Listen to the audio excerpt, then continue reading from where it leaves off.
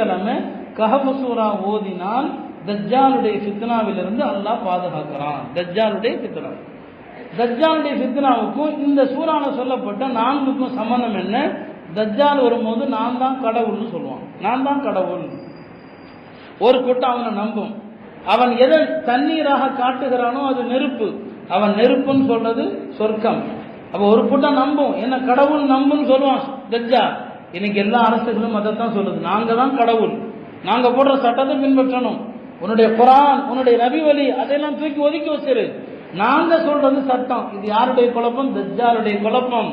அந்த தஜ்ஜாலுடைய குழப்பத்தை தான் இன்னைக்கு நீங்க ஆட்சியாளர்கள் ரூபத்துல பாக்குறீங்க. இது 1 இல்ல 2 இல்ல, இன்னும் வரும் பாருங்க. நம்முடைய ஈமானுடைய உறுதி எப்படி? தஜ்ஜால் வருகிற போது ஒரு வாலிபர்ட்ட வந்து சொல்லுவான், நான் உன்னை 2ஆ பொளந்து உன்னை மறுபடியும் 1 சேர்த்து உயிர் கொடுக்குறேன், நீ என்ன கடவுள் ஏத்துக்குவான்னு கேட்பான். இல்ல நான் நம்ப மாட்டேன் பாரு. 2ஆவும் பொழப்பான், 2 அப்புறம் சேர்த்துருவான், உயிர் கொடுப்பான். இப்ப என்ன கடவுள் நம்புன்னு சொல்லுவான். இல்ல இல்ல இப்பதான் என்னுடைய ஈமான் ரொம்ப கூடி போச்சு, நீ இப்படியெல்லாம் செய்வாய் என்று என்னுடைய நபி சொல்லியிருக்கிறாங்க, எனவே நீ பொய்யன், நீ தஜ்ஜால் பொய்யன் என்று அவர் இன்னும் உறுதியா சொல்லுவார்.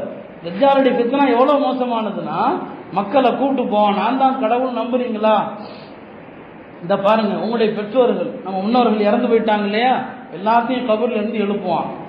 எழுப்பி அவங்க வாயில சொல்ல வைப்பான்.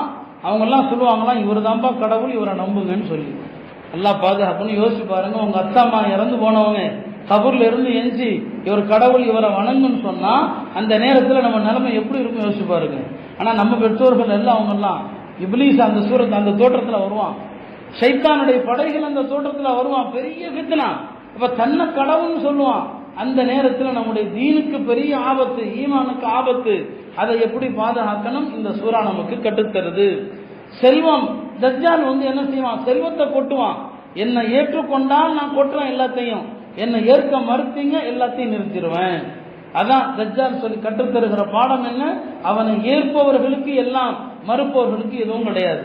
3வது என்ன? தஜ்ஜால் அவன் நிறைய பல விஷயங்களை சொல்லுவான், மக்கள் நம்புவாங்க. என்னடா இவன் பெரிய பெரிய விஷயங்களை சொல்றானே, மறைவான விஷயங்களை சொல்றானே, அதை மக்கள் நம்ப ஆரம்பிச்சிருவாங்க. இன்னைக்கும் பாருங்க, பல ஜோசியக்காரர்கள் சொல்றதெல்லாம் நடக்குதுன்னு ஒரு கூட்டம் நம்புது.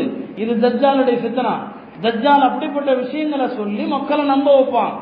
அப்ப அத உண்மையான மக்கள், குர்ஆன் ஹதீஸோடு தொடர்புடையவர்கள் இது பொய்ன்னு சொல்லுவாங்க. 4வது ஆட்சி அதிகாரம். தஜ்ஜால் முழு உலகத்திலையும் கால் வைப்பான். எதை தவிர? மக்கா மதீனாவை தவிர முழு உலகத்திலையும் கால் வச்சிருவான்.